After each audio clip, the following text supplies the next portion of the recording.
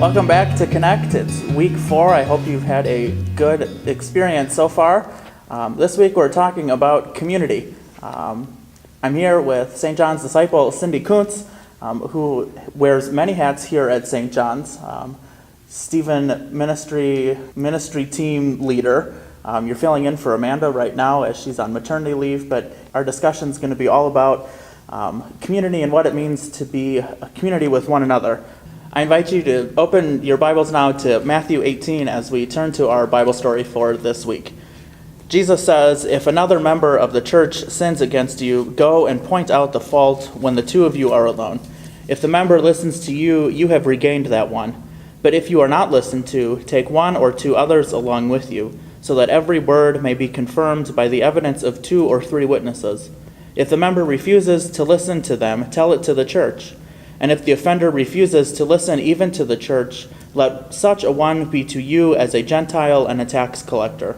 Truly, I tell you, whatever you bind on earth will be bound in heaven, and whatever you loose on earth will be loosed in heaven. Again, truly, I tell you, if 2 of you agree on earth about anything you ask, it will be done for you by my Father in heaven. For where 2 or 3 are gathered in my name, I am there among them." Then Peter came and said to him, "Lord, if another member of the church sins against me, how often should I forgive? As many as 7 times?" Jesus said to him, "Not 7 times, but I tell you 77 times." So Cindy, what are your first thoughts when you hear this passage? I think I go back to my confirmation class, which is many years ago. And my teacher told us that when somebody does something to us, we should always forgive and include them no matter what. And I think that I've always taken that to heart. Sometimes that is a very difficult thing to do, but I think I've always taken that to heart. Yeah, oftentimes when I hear this passage and when I've heard it, in sermons or in studying the Bible, it all has to do with the forgiveness. And, this is kind of the example that people use. Well, if you're going to live as a Christian or, live in part of a church community, part of a group of Christians, this is how you're supposed to do it. And it's always interesting that, Jesus says all of this and we try to follow it, but it's really hard. I think that's what makes part of being part of a church community so interesting, is it's not, we're not all alike. And yes, we all have one key thing in common, our faith and our belief in Jesus. But, walking through the doors on a Sunday morning, you get people of all different backgrounds, political backgrounds, social backgrounds, rich, poor. And I feel it just makes our community enriched, that we're so full of different kinds of people. Mm-hmm. And I worked at the Synod office, and that provided a little bit more opportunity to see where communities struggle. And I felt that sometimes people forgot what they were there for. It's not finding the exact right pastor. It's not finding the exact right location. It's not arguing about words in a constitution, but it's what we do together through God out of the building. Yeah, and I think that's what makes being part of a church community, the Christian community, so different than a family or a neighborhood, mm-hmm. where we all, probably have the same ideas and the same ideals. But in a church, really we're all here because of one thing, Jesus, and his love and sacrifice for us. And so he calls us into this community to take that love and spread it. Right. The values that we have here at our community here, at St. John's or another church community, it's all about love and how we take care of one another, in Jesus' example. Because our church community is like one big family. We struggle. Mm-hmm. We might argue with one another. But in the end, there's still one thing, and that is that we're here to share, and we're here to be together, but yet go out together. And, we're reminded in this passage, Jesus says, if you do make the mistake, which really I think he could say, you are going to make the mistake, but, point it out and resolve it, because if you don't resolve your differences, if you don't, come back together as the church, you end up hurting each other, you hurt other people, you hurt yourself, and really you hurt the church. Because when the church can't come together and be that unity, be the love that the world needs, it's bad in a way, because then you're no longer becoming the church. You're too focused on yourself and what can I get out of the church, rather than what can this community do to build up the church or do for me. Which I think is why, when Peter says, well, how many times do I have to forgive someone? 7 times? Jesus says, oh no. We hear 77, but really it's forgive them all the time. Because Jesus reminds us, we're always forgiven.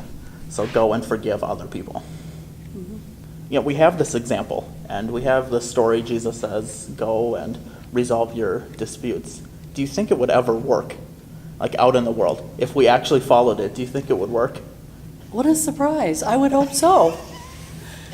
Just think of what we could do if we followed Jesus, followed his example. Just think of what we could accomplish. I know that's, we try to do that. Right. Week after week around here, we come and, we say, help us, strengthen us to go out into the mission field, go out into the world.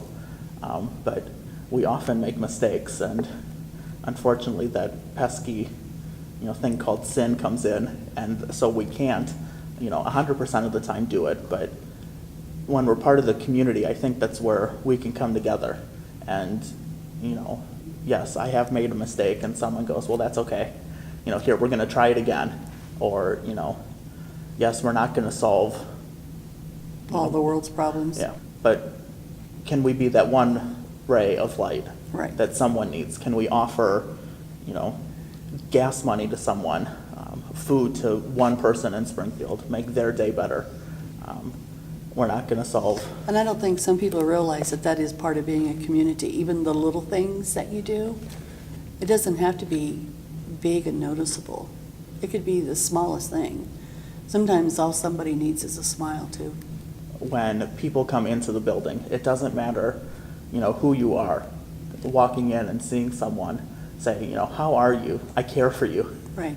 You are part of my church. You are part of my family. Right. How can I support you? Right. It doesn't matter who you are. We're all here. We're all Christians.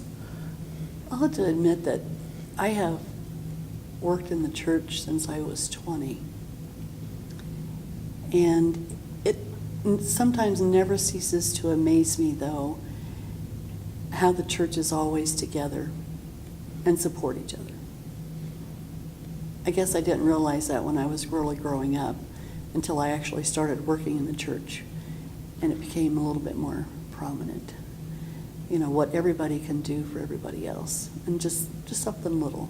It doesn't have to be a lot. I'm reminded, Bishop Eaton, our presiding bishop, when she was elected, had her 4 key points. We are church, we are Lutheran, we're church for the sake of the world, but her last one, we are church together. We can't be church on our own. Right. I can't just come and be the church.